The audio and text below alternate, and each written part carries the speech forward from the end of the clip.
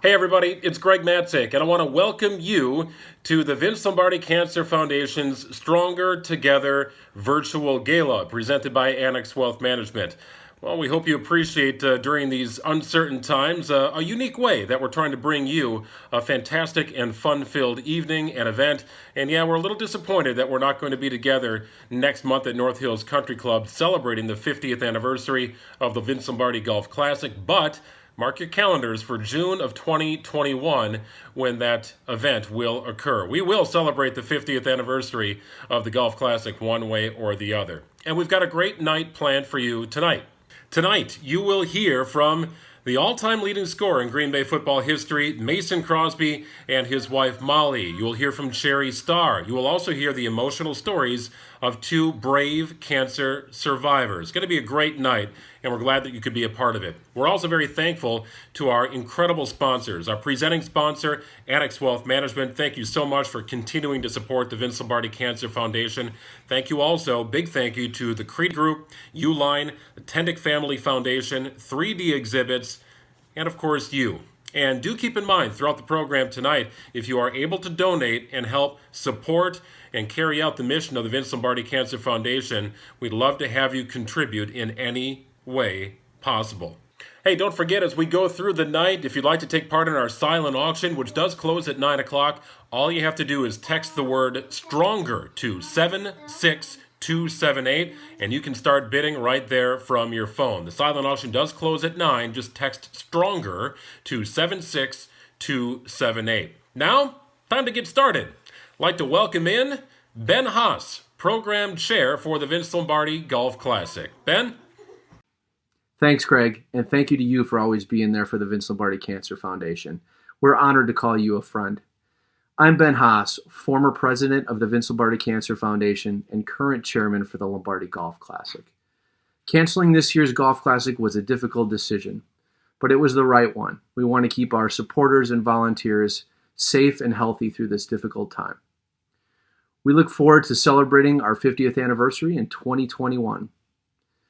Until then, we are honored to bring you our Stronger Together event, presented to you by Annex Wealth Management, who has long been a great supporter of the Vince Lombardi Cancer Foundation.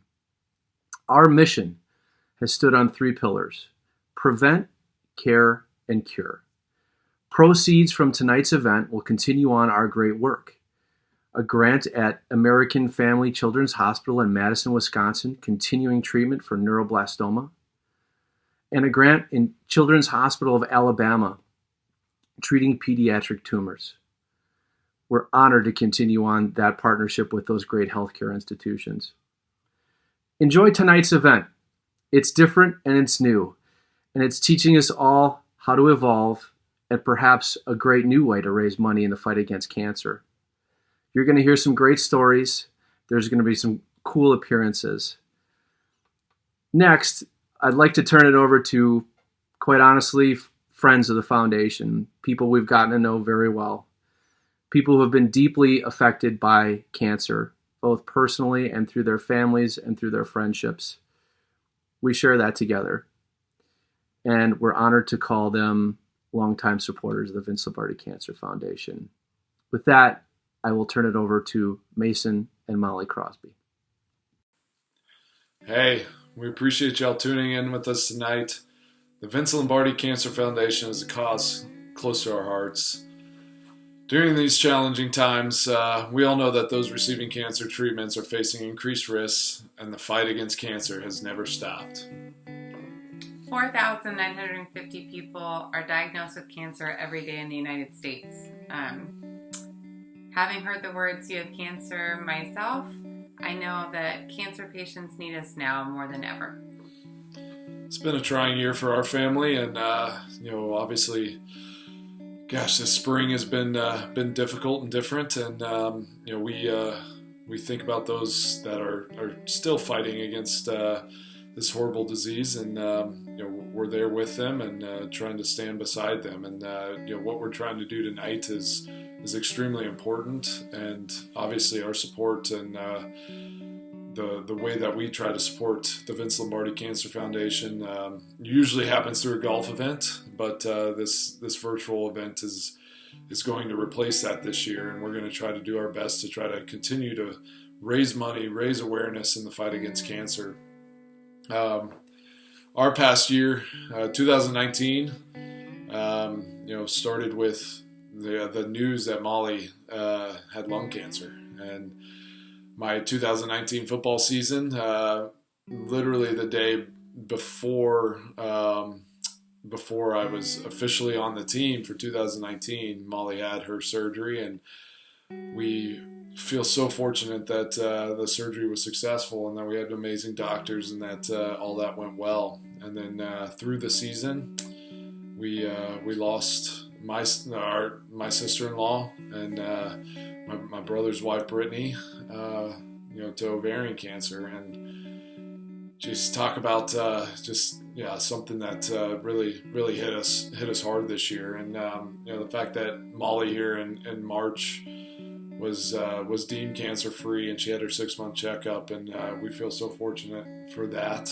And then going through these times, so our story this year has been has been about cancer, and then coming into this spring with COVID-19 and what all that brings, and trying to stay safe and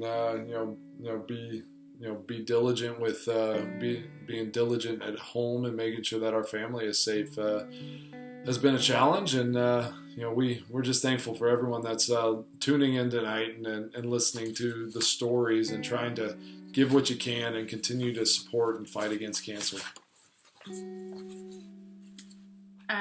For me, it was not the year that I anticipated at all.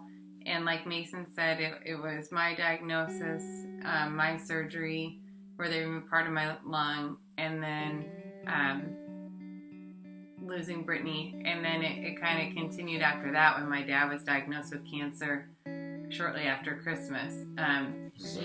He has a diagnosis that's been surgically curative, so that's exciting. And now we kind of joke about when we each have our next scans. For him, it's every month right now, and for me, I'm on a 6-month plan for the next 5 years, which is exciting. But I think what it kind of all brings me back to is just kind of thinking about your team. And I'm glad that you're humble that you don't bring everything up, but Mason had the chance where he got to pick a team again this year, and after the year we experienced, we felt like there was really no choice. It had to be Green Bay. Just the people from even the Vince Lombardi Foundation who have just rushed to our side, as we were trying to make decisions and make heads and tails of what we were being told, to the great team that did my surgery and are helping monitor my progress. It's kind of all about picking your team. And we're fortunate.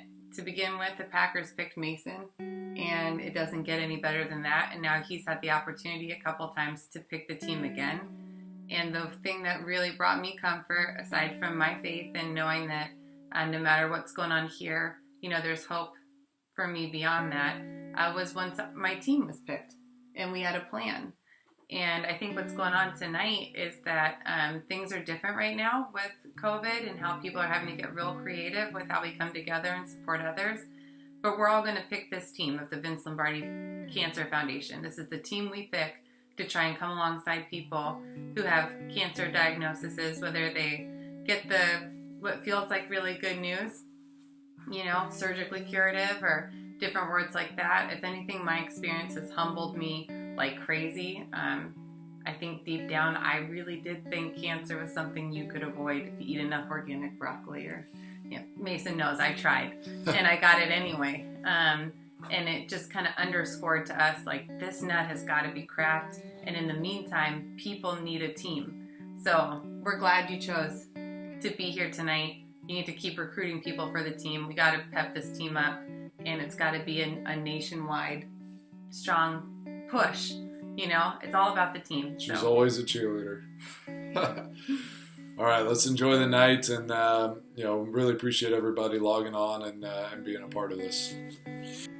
All right, thank you, Mason, and thank you, Molly, and thank you for your continued and unwavering support for the Vince Lombardi Cancer Foundation over the years. Your contributions and time and energy and effort truly a blessing to the foundation. Cancer doesn't discriminate, unfortunately. It doesn't care who we are, race, gender, age. It doesn't matter. Coach Lombardi once said the measure of who we are is what we do with what we have. I think Coach Lombardi would be awfully proud of the efforts from the folks who are contributing to tonight's event and who have contributed to the Vince Lombardi Cancer Foundation over the years. Next up, we'd like to introduce to you 18-year-old Peyton Alexander and her mother Kim from New Berlin. Peyton's story goes back to the age of 15 when she was diagnosed with Ewing sarcoma cancer, a rare form of bone cancer. Never in a million years would we ever think that we have a child that has cancer. I started experiencing pain, shooting pain in my upper shoulder, and we just thought it was like I just pulled a muscle or something, because that's when golf, around that time golf was happening. And then it just continued to get worse. I started walking and I was losing my balance. It was confusing because, you're wondering, why the heck is she being so clumsy? And I'm thinking, well, maybe she's taking after me because I'm a little clumsy. But as literally days gone by, she got clumsier and clumsier. And then when she collapsed, totally, that's when I said, okay, this is enough. We ended up going to the ER. They started checking her reflexes and so forth. And then doctor upon doctor was coming in. We knew right there something was odd. Things weren't making sense on why so many doctors were coming in to see her. It was multiple doctors, and they were doing everything they could to get her in, to get an MRI. We knew something was not right. We weren't sure what. Never in a million years were we prepared for the diagnosis that she had. And that was when it came back to give us the results of the MRI and said that she had a large mass. The doctor that they brought in was an oncologist. Just the word oncology. I knew instantly that it was not good news, but I don't think it registered for her. What is going through your mind, Kim, when you hear the word cancer? Oh, I was devastated. It was like somebody took a Knife to the chest. Yeah. It was hard. Still is. I can see that this brings back a ton of emotion. If you can sit in that space for a moment for me, Kim, what was it that was so hard? You think the worst. You try to think, what are the next steps, and you try to stay positive for your child, and try to understand that you have to take one day at a time. Peyton, what emotions do you remember feeling when you heard the word cancer? I just broke down right in that moment. It was of course, the first thing I worried about was my hair, which is the last thing I should have been worrying about. I never fully understood a child having cancer, because I've never seen or known anyone that actually had cancer as a child. There was that fear of I'm alone. Kim, what was the diagnosis? So her diagnosis is Ewing's sarcoma. It's a very rare cancer. At the time that we were told about the cancer, there was only 300 to 400 patients that get diagnosed with this throughout the world. So it's one of the very rare cancers. And what we know today is that her type of Ewing's is one of the rarer types within the Ewing sarcoma family. Because of where the tumor was located, it was wrapped around her spinal column, on the upper part of her spinal column. And so they had to remove a portion of it, because if they didn't, she was going to lose her ability to walk. She underwent a 7-hour surgery. And then roughly about a week or so later, she ended up having to start chemotherapy as well. January 31st, Peyton would start her first chemo, and for the next 11 months, Peyton would get 14 rounds of chemotherapy. After the 6th treatment, she would receive 27 rounds of radiation. Each treatment Peyton received became harder and harder on her system. She wouldn't eat when she would be an inpatient during treatment. Nausea was too overwhelming. Peyton not only lost her hair, she lost 20 pounds and began having heart issues. On her 16th birthday, she was inpatient for an infection, and she had to have a feeding tube put in. During the 11 months of treatment, Peyton spent over 6 months of those 11 in the hospital.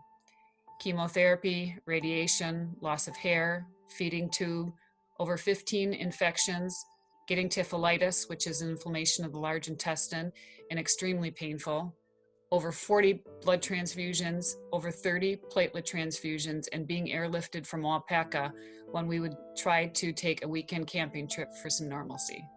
It was pretty hard because all I could do was lay in bed. Like a lot of other people on the unit would like go socialize, and there was like a teen room that we could like all hang out in.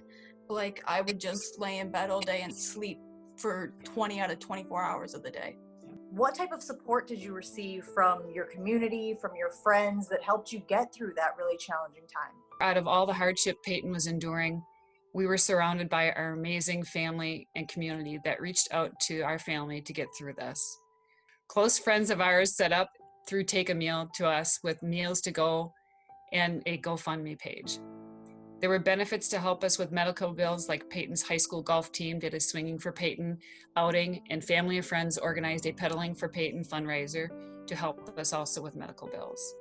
We had donations, cards, gifts, and prayers coming from all over the world. The random acts of kindness were so overwhelming and so much appreciated. What emotions you were feeling when you got the news that the cancer was in remission? It's excitement. We're so happy that she was getting done with treatment and she didn't have to go through that chemo. And so when she was nearing the end of treatment, it was knowing that, okay, hopefully things can get back to normal, but you always have the 3-month scan in hopes that when we get that next scan that it's clear. What happened in February of this past year? The odd part is that in January, she had just had her scans and they were all clear. And when I told them that she was starting to have pain again, they said, well, why don't you come on in and let's take a look. They said that there's nothing specific that we see that is causing issues. Let's wait 1 more week. It continued to get worse and she started to experience pain in her hip. And so when it continued to get worse and worse, I finally pushed for a scan of her whole upper body, and that's when they discovered the mass. Peyton, what emotions did you experience when you found out the cancer was back? Frustration, because we could have slowed down the cancer spreading throughout my body. And then it was just that sadness, like, oh, I have to do this again. I have to like fight this again. How do you approach each day now? As positive as it can be. Our motto has really been taking one day at a time, because if we look too far in the future, then it's a lot of guessing and you go through this emotional roller coaster. If you were talking to people who wanted to know how they could help or things that they could do for you or kids like you, what would you tell them? What would you say? I would ask them to like help support like local fundraisers that support like childhood cancer. If it's not helping me, like I know it'll help other people, and that just makes me like really happy knowing that they're supported and they're not alone in this. We can't thank the Vincent Lombardi Cancer Foundation enough for supporting the Starr Children's Fund for pediatric cancer. As you can see, we need more research to develop better medications for our children to increase survivor rates and reduce long-term effects. We really admire your strength and your perseverance and your attitude. I think that's incredible, and that's going to take you a really long way. So thank you for sharing your story with us. Thank you for letting me share it. I hope you never have to hear the words, your child has cancer. I hope you never have to hear the prognosis is not good. I hope you never have to prepare your child to undergo radiation or chemotherapy, have a port surgically inserted into their chest, and be connected to IV poles. I hope you never have to look at your child with fear in their eyes and have them say, don't worry, mommy, everything will be okay. I hope you never have to hold your child as they vomit green bile. I hope you never have to feed them ice chips for lunch. I hope you never have to watch the cure you pray for slowly take away their identity as they lose their hair, become skeletal, swell up from steroids, develop severe acne, become barely or unable to walk or move, and look at you with hope in their eyes and say, it's going to be okay, mommy. I hope that you never have to stay in the hospital for weeks, months, or years at a time, where there's no privacy, sleeping on a slab with your face to the wall, where you cry in muffled silence. I hope you never have to see another mother alone, huddled in a dark hospital corridor, crying quietly after just being told there's nothing more that we can do. I hope you never have to watch a family wander aimlessly minutes after their child's body has been removed. I hope you never have to use every bit of energy you have left with all of this going on around you to remain positive, and the feelings of guilt, sorrow, hope, and fear overwhelm you. I hope you never have to see a child's head bolted to the table as they receive radiation. I hope you never have to take your child home, grateful but so afraid, in a wheelchair because the chemo and the radiation has damaged their muscles. 35 pounds lighter, pale, bald, and scared. And they look at you with faith in their eyes saying, "It's going to be okay, Mommy." I hope you never have to face the few friends that have stuck beside you and hear them say, "Thank God it's over with," because you know it never will be. Your life becomes a whirl of doctors, blood tests, MRIs, and you try to get your life back to normal while living in a mind-numbing fear that any one of these tests could result in hearing the dreaded words, "The cancer has returned. The tumor is growing." I hope you never have to experience any of these things, because only then will you understand.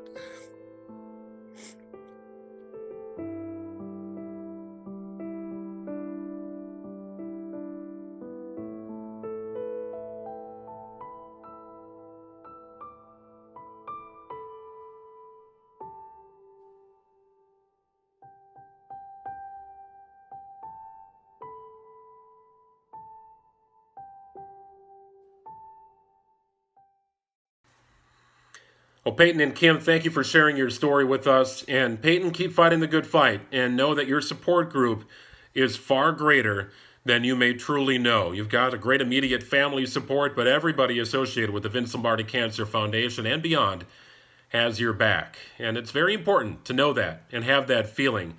Over 1.5 million cancer diagnoses are placed every year. And now more than ever, people need your help for the fight against this dreaded disease. So if you're able to tonight, we'd love to have you contribute in any way possible via the silent auction. If you can donate through the Vince Lombardi Cancer Foundation website, that is also outstanding. And do anything you can to help fight cancer.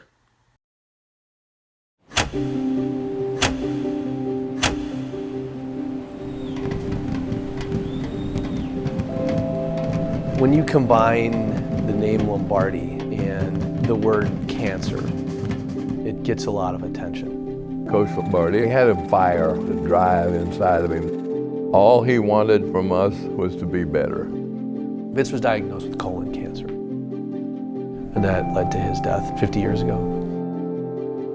He was just such a force and such a strength. The impact the Vince Lombardi Cancer Foundation can have knows no limits. Our mission centers around prevention, care, and cure. The doctor called me and he said, "It's a cancerous tumor, very aggressive and fast growing." And I was concerned about my son because if I was gone, then he's got no family left. Cancer is incredibly overwhelming. How are you going to pay for things? How's your family? One of the things we've invested in is nurse navigation, having one person to talk to guide you through the process. They really are great to help you navigate when your head is reeling. My perspective on life is very different. Just being alive and appreciating every day, because it can all be taken away very quickly.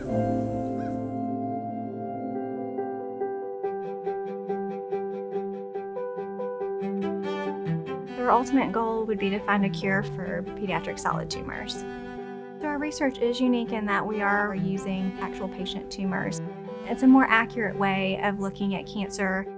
We hope that we will prevent some of the late side effects that we see so that they have the healthiest life possible.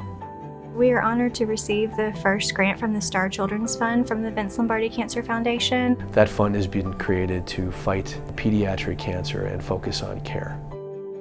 We believe that a cure for cancer is certainly realistic, and I do feel that one day we will reach that goal. The patients and the families inspire us each day to do better.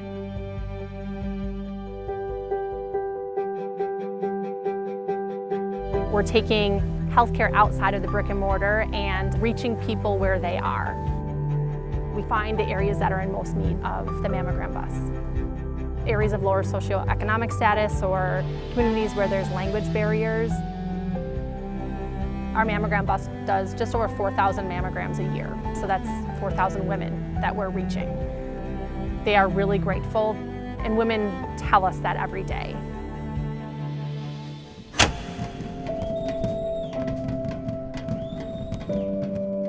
An ultimate cure will take time, but with the generous support of the Vince Lombardi Cancer Foundation, we'll get there faster. That fuels us. That's worth fighting for.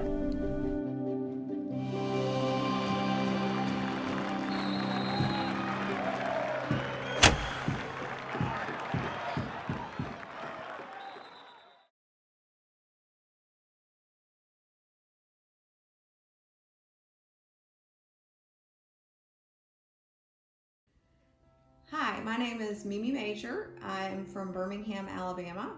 My daughter Grace was diagnosed with cancer in October of 2014. She was 3 years old at the time. Prior to her diagnosis, she had just been feeling puny. She had several weeks of an unexplained fever. We took a few trips to the pediatrician. It was thought to just be a virus. And then she woke me up in the middle of the night one night complaining that her stomach hurt. At that point, I took her back to the pediatrician and she ordered an ultrasound, and we discovered that she had a grapefruit-sized tumor attached to her kidney.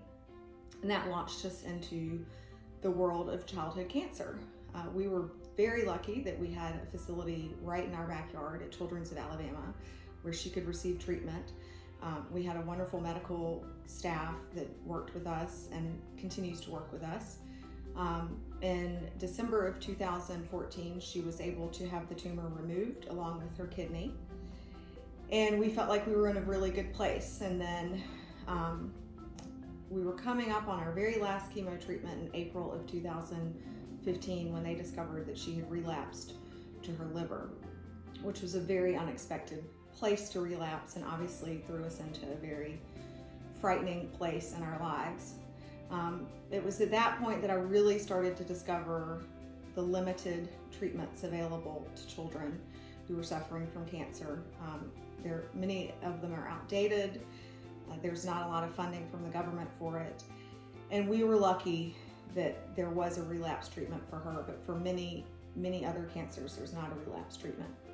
She went through another grueling 6 chemotherapy treatments, and in September of 2015, she finished chemo, and thankfully since that point has had all clear scans and has been cancer-free. And in October of 2020, they will finally say that she's cured. We're one of the lucky ones, and we are so appreciative to foundations like the Vince Lombardi Cancer Foundation and Bart and Sherry Starr's foundation that contribute funding to researchers so that the treatments for these kids can be discovered and more cures can be found. Last year we had the pleasure of meeting Sherry Starr at an event at Children's, and she was wonderful and delightful and obviously very committed to this cause, and we are just so appreciated.